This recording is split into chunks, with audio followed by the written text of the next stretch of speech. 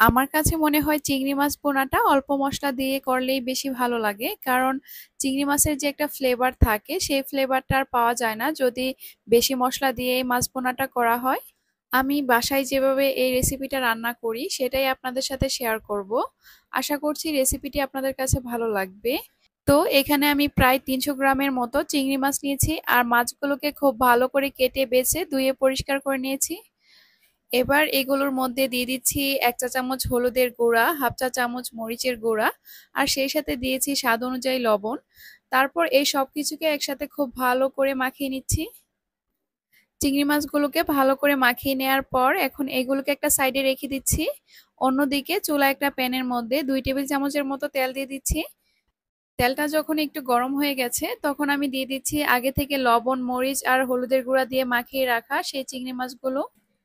এখন মাছগুলোকে তেলের মধ্যে কিছুক্ষণ ভেজে নেব। খুব বেশিক্ষণ কিন্তু ভাজা যাবে না, বেশিক্ষণ ভাজলে চিংড়ি মাছগুলো একটু শক্ত হয়ে যেতে পারে। এই তো মাছগুলোকে 4 থেকে 5 মিনিটের মতো ভেজে নেওয়ার পর প্যান থেকে উঠিয়ে অন্য একটা বাটিতে নিয়ে নিচ্ছি। ভাজা চিংড়ি মাছগুলোকে প্যান থেকে উঠিয়ে নেওয়ার পর এখন একই প্যানের মধ্যে দিয়ে দিচ্ছি আরো 2 থেকে 3 টেবিল চামচের মতো সয়াবিন তেল। এখন এই তেলের মধ্যে দিয়ে দিচ্ছি 1 কাপ পরিমাণ পেঁয়াজ কুচি। তারপর এখানে দিয়ে দিচ্ছি স্বাদ অনুযায়ী লবণ। এখন এগুলোকে নেড়ে চেড়ে একটু ভেজে নেব যতক্ষণ না পর্যন্ত পেঁয়াজগুলো একটু সফট হয়ে যায়। এই তো পেঁয়াজগুলো কিছুক্ষণ ভেজে নেওয়ার পর কিন্তু অনেকটাই সফট হয়ে গেছে। তো এখন আমি এখানে দিয়ে দিচ্ছি 1 টেবিল চামচ পরিমাণ লাল মরিচের গুঁড়া। আর মরিচের গুঁড়াটা এই পর্যায়ে তেলের মধ্যে দিয়ে দেওয়ার কারণে কিন্তু চিংড়ি মাছ ভুনার কালারটা অনেকটাই সুন্দর আসবে। তারপর এখানে দিয়ে দিচ্ছি 1 চা চামচ হলুদের গুঁড়া, হাফ চা চামচ ভাজা জিরের গুঁড়া, আর সেই সাথে দিয়েছি হাফ চা চামচ ধনিয়ার গুঁড়া। এখন এগুলোকে দিয়ে দেওয়ার পর নেড়ে চেড়ে 1 থেকে 2 মিনিটের মতো ভেজে নেব। আর এই পর্যায়ে কিন্তু চুলার আঁচটা একদমই লোতে রাখতে হবে, তা না হলে কিন্তু মশলাগুলো একদম পড়ে যেতে পারে। মশলাগুলোকে 1 থেকে 2 মিনিট ভেজে নেওয়ার পর এবার এখানে দিয়ে দিচ্ছি আগে থেকে ভেজে রাখা চিংড়ি মাছগুলো। মাছগুলো দিয়ে দেওয়ার পর এখন মশলাগুলোর সাথে নেড়ে চেড়ে আবারও 2 থেকে 3 মিনিটের মতো একটু ভেজে নেব। তো এবার মশলার সাথে মাছগুলোকে কষিয়ে নেওয়ার পর এখন এখানে দিয়ে দিচ্ছি 1 কাপ পরিমাণ পানি। পানিটা দেওয়ার পর আবারও নেড়েচেড়ে একটু ভালো করে মিশিয়ে নিব।